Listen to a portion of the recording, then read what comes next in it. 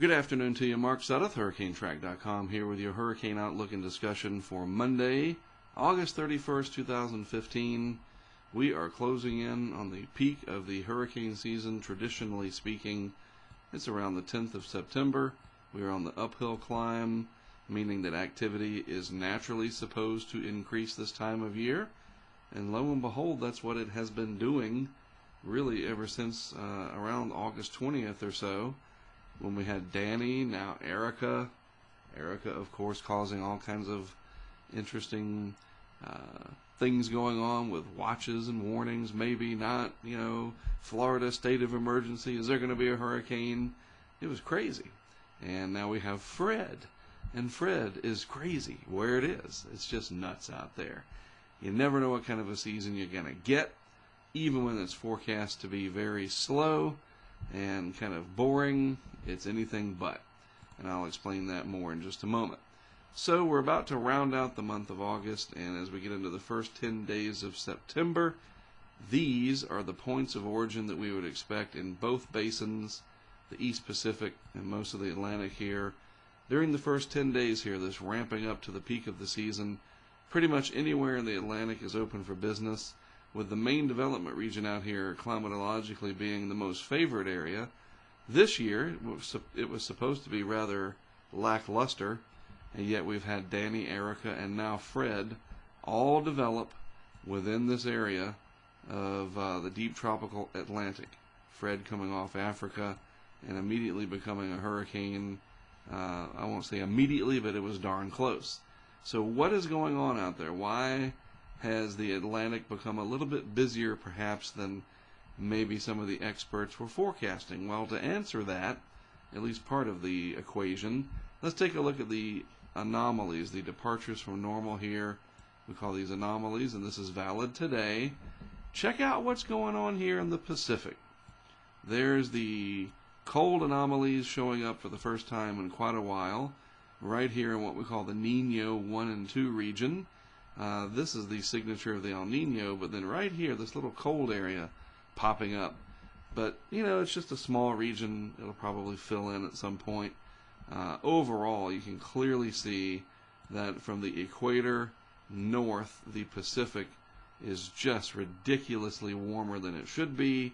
Way over here on the almost the extreme right-hand side in some cases of the chart, showing several degrees Celsius. These are in degrees Celsius for those of you playing at home.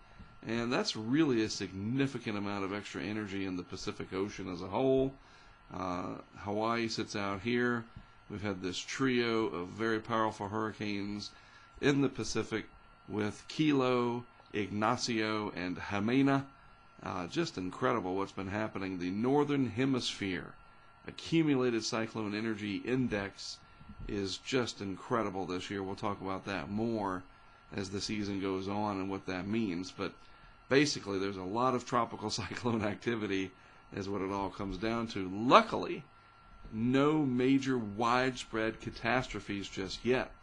Now, certainly areas like Dominica down here notwithstanding. Small island, but big impact from Erica. I don't want to discount that, but we haven't had any Katrinas this year, thank goodness. And we haven't had any Haiyan. Remember Super Typhoon Haiyan in the Philippines. And we're still a month away from the peak of the Atlantic hurricane season really starting to come down again. So we have a ways to go. Speaking of the Atlantic basin, very warm water relative to averages here near where Fred is located. Most of the main development region running above the long-term average, as is the North Atlantic. And this, I think, is a different pattern than most people expected to see this year. We were looking at the Atlantic Basin main development region through here running in this blue color, quite frankly, but it's not. It's at least right around the average to just a little bit to maybe substantially above normal in some cases. In fact, if we zoom in to this area off of Africa, some of this water out here running a degree to a degree and a half above the long-term average, and then even through the rest of the deep tropics, only a couple of very small patches of slightly cooler than average water.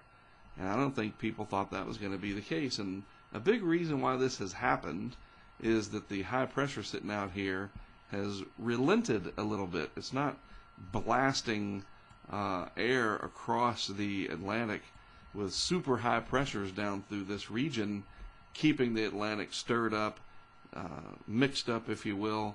The high pressure has kind of let off a little bit. And so you don't see these tropical waves coming off and moving westward at 25, 30 miles per hour.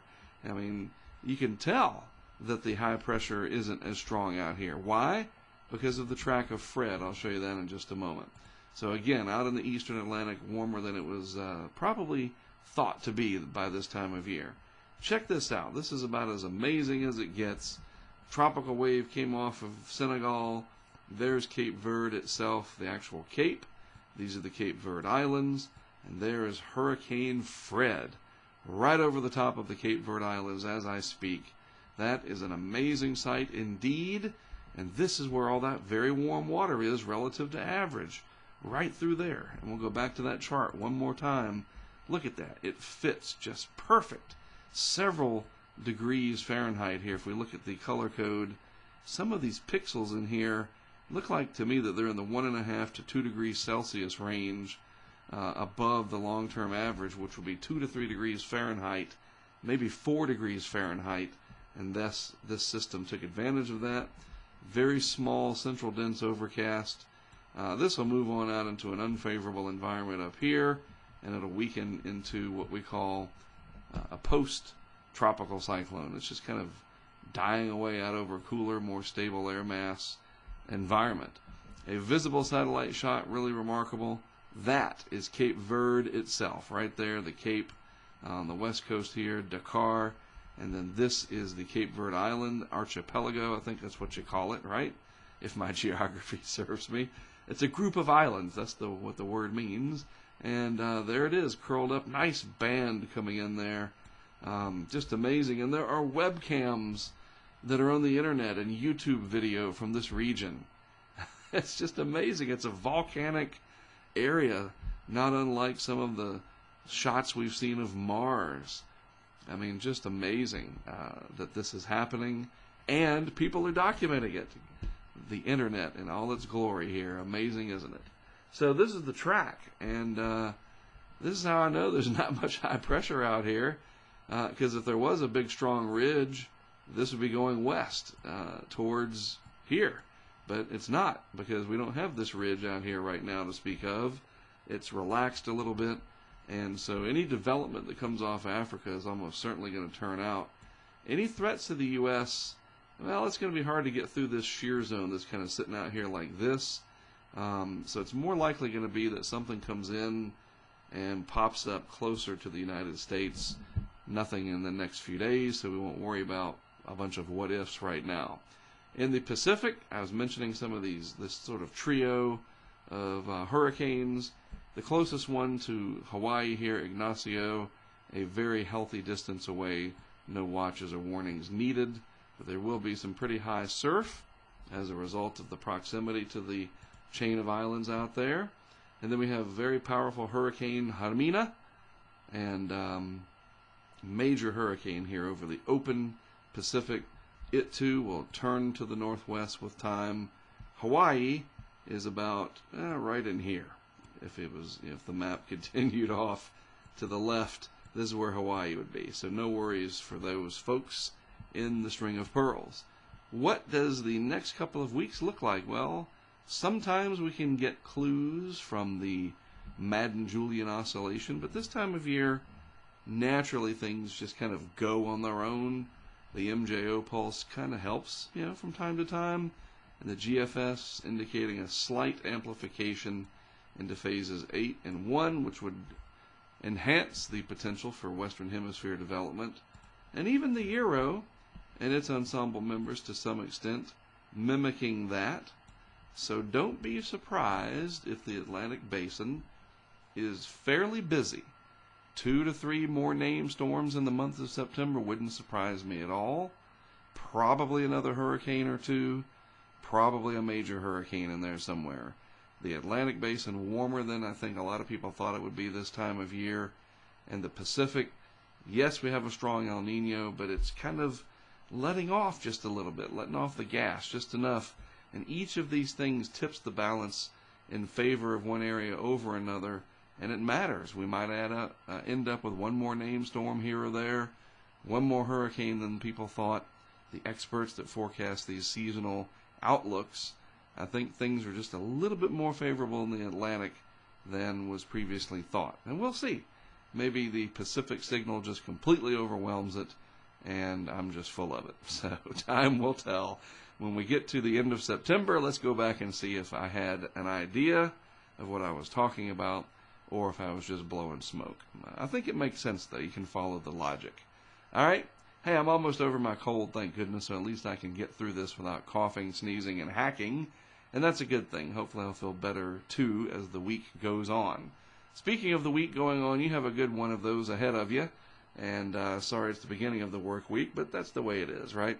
I'll be back tomorrow with another look at what's going on in the tropics. I am Mark Sudduth for HurricaneTrack.com. Thanks, as always, for tuning in. I'll talk with you again tomorrow.